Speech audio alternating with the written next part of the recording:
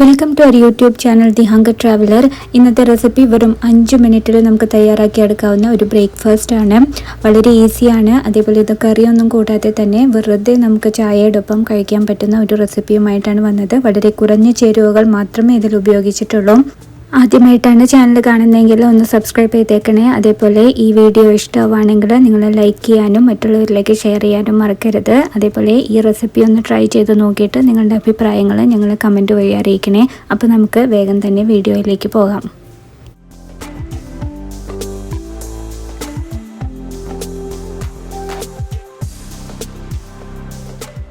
ഒരു കപ്പ് മൈദ എടുത്തിട്ടുണ്ട്. അത് ആദ്യം തന്നെ മിക്സിയുടെ ജാറിലേക്ക് ഇട്ട് കൊടുക്കുക. അതിൻ്റെ ഒപ്പം തന്നെ ഒരു കോഴിമുട്ട പൊട്ടിച്ചൊഴിച്ചിട്ടുണ്ട്. അതിലേക്ക് ഒരു കപ്പ് പാലും കൂടെ ഒഴിക്കുക. പശുവിൻ പാലാണ് ഒഴിച്ചിരിക്കുന്നത്. അതിനുശേഷം അതിലേക്ക് ഞാനിവിടെ 2 ചീസിൻ്റെ ഷീറ്റാണ് എടുത്തിരിക്കുന്നത്. നിങ്ങൾക്ക് കട്ടിയായിട്ടുള്ള ചീസാണുള്ളതെന്ന് വെച്ചാൽ അതിന് ഗ്രേറ്റ് ചെയ്തിട്ട് 1/4 കപ്പ് ചേർത്ത് കൊടുക്കാം. അല്ലെങ്കിൽ മുസറല്ല ചീസ്, അതായത് ഗ്രേറ്റ് ചെയ്തിട്ടുള്ളതാണെങ്കിൽ അത് ചേർത്ത് കൊടുക്കാം.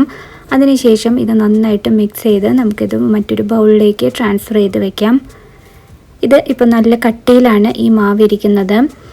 ഇതിലേക്ക് ഒരു 1/4 ടീസ്പൂൺ ചതച്ച മുളകും ഒരു പച്ചമുളക് അരിഞ്ഞതും ആവശ്യത്തിന് ഉപ്പും കൂടെ ചേർക്കുക. എന്നിട്ട് ആ മിക്സിയിൽ കുറച്ച് വെള്ളം ഒന്ന് കറക്കിയെടുത്തതിന് ശേഷം അതും കൂടെ ഇതിലേക്ക് ഒഴിച്ചു കൊടുക്കുക. അപ്പോൾ ഇത്തിരി ഒന്ന് ലൂസായിട്ടാണ് ഇരിക്കേണ്ടത്. അതായത് ദോശമാവിനേക്കാളും കുറച്ചും കൂടെ ലൂസായിട്ടാണ് നമുക്ക് വേണ്ടത്. അപ്പോൾ അതിനനുസരിച്ചിട്ടുള്ള വെള്ളം കുറേശ്ശെയായി ചേർത്തിട്ട് നിങ്ങൾ കലക്കിയിട്ട് നോക്കുക.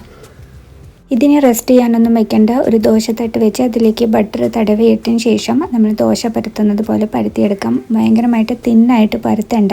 നമ്മൾ ഏലാഞ്ചിയൊക്കെ ഉണ്ടാക്കാനായിട്ട് പരത്തില്ലേ, അതേപോലെ ഒന്ന് പരത്തിയെടുത്താൽ മതി. ഇനി ഇതൊന്ന് അടിഭാഗം ഒന്ന് വെന്ത് വരണം. അതിനുശേഷം നമുക്കിതൊന്ന് തിരിച്ചിട്ടിട്ട് വേവിച്ചെടുക്കണം.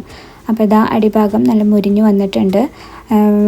നമ്മൾ മറിച്ചിട്ട ഭാഗവും നന്നായി മുരിഞ്ഞു വന്നിട്ടുണ്ട്. ഇതിന് കറിയൊന്നും വേണ്ട. ഇങ്ങനെ തന്നെ നമുക്ക് ചായയോടൊപ്പം കഴിക്കാവുന്നതാണ്. ചീസിൻ്റെ ടേസ്റ്റും പാലിൻ്റെ ടേസ്റ്റും അടിപൊളിയാണ്. അപ്പോൾ ഇതെല്ലാവരും ഒന്ന് ട്രൈ ചെയ്ത് നോക്കിയിട്ട് നിങ്ങളുടെ അഭിപ്രായങ്ങൾ അറിയിക്കുക. അപ്പോൾ എല്ലാവരും അടിപൊളിയായിട്ടിരിക്കുക. വീണ്ടും മറ്റൊരു റെസിപ്പിയുമായിട്ട് നമുക്ക് കാണാം. Till then take care and bye bye.